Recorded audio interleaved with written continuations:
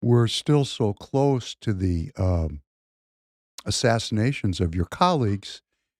And I watched everything on X and read and kept up with it, but I haven't had an opportunity to really talk with someone who was at the epicenter of this thing. And there's so many implications to this, and there's a lot of discussion to have here about this.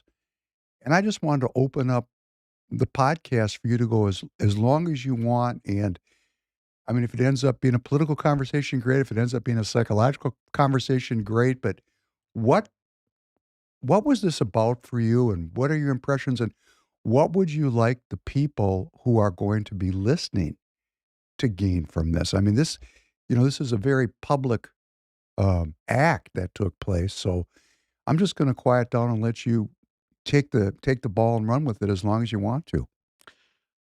Well, as somebody who has been in both an observer of and a participant in political activism for many, many years, one of the things that I've come to understand is that there's a certain degree of entertainment that is involved. Like a lot of people, their fun is paying attention to what's going on in politics. And so if that's the approach that you're coming at your observation of the daily news from, if you're detached personally from the actual impact of something like this when it happens, it's easy to take a very different kind of view of it than if you're, as you say, at the epicenter. Now, I'm at the epicenter relative to the guy on the street, but there are other folks who are much more in the actual epicenter of what was going on here with these political assassinations. And the reason why I start off saying it that way is because I think it really does make a difference. A lot of the conversation that's taken place, particularly online in the wake of this tragedy, has been less than gracious. And I've noticed this impulse to double down and be frankly mean about it, which I refuse to participate in.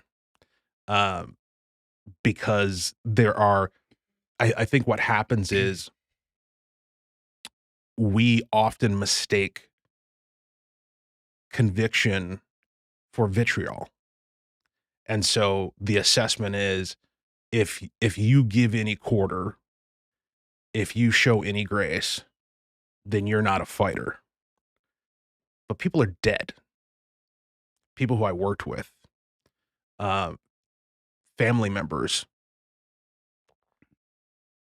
another colleague and his wife were shot and are still in the hospital.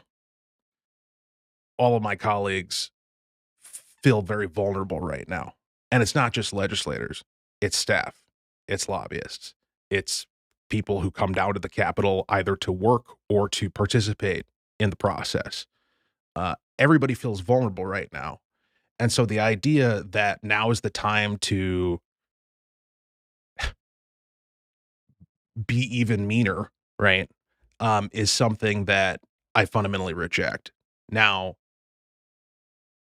there does come a point past which we're gonna have to get back down to the business of fighting for what we believe in, and that will happen. But I think what happens in the wake of something like this is there's gonna be some degree of reevaluation of what that should look like, where the boundaries of it are. In the House, when we're in a committee or we're on the House floor, we have rules regarding debate, and one of those rules is you speak to the policy, not the person.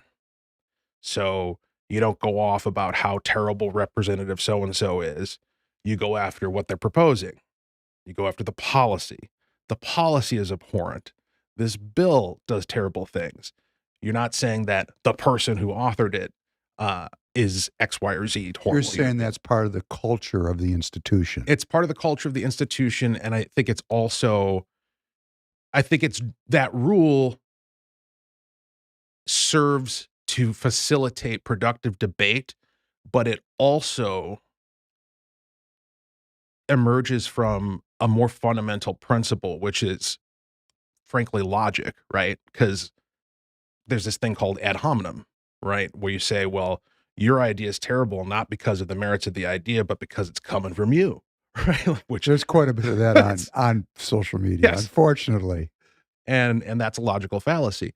Um, and then in this environment where you're seeing these acts of political violence, there is a important conversation to be had about dehumanizing people. And I've had a number of conversations with several different media outlets over the past couple of weeks about this question. And they ask, why? Why does this dehumanization happen? Why do people get so angry? Excuse me. And the explanation that I've come up with, or that comes to mind, is that the political spectrum has broadened at this point in history. You go back to like the 1960s where you had JFK, you had Nixon. The Venn diagram of what the two of them believed had much more overlap, I believe, than the diagram has today between the two sides. And because that spectrum is so broad, you've got Zohan Memdari over here in New York who's just openly saying, I want to seize the means of production, right? And then you've got whoever's over on this other end of the spectrum, you pick a name.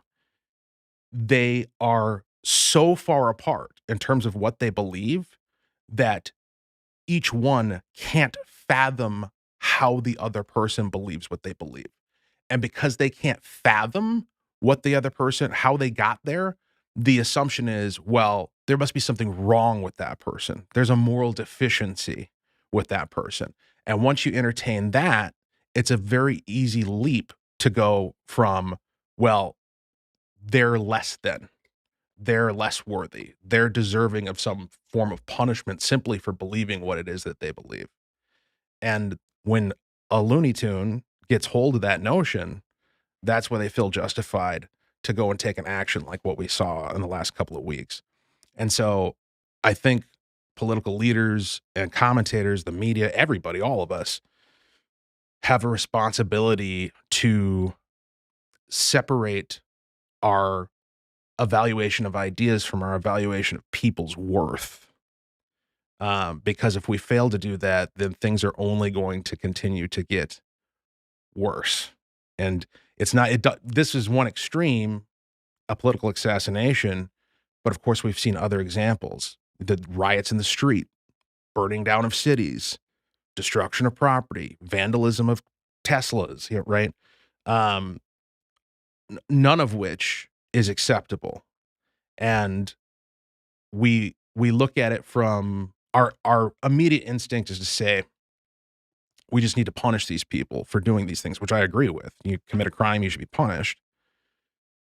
But the punishment doesn't address the underlying why of like, why are we at this point where people feel justified in doing these insane things?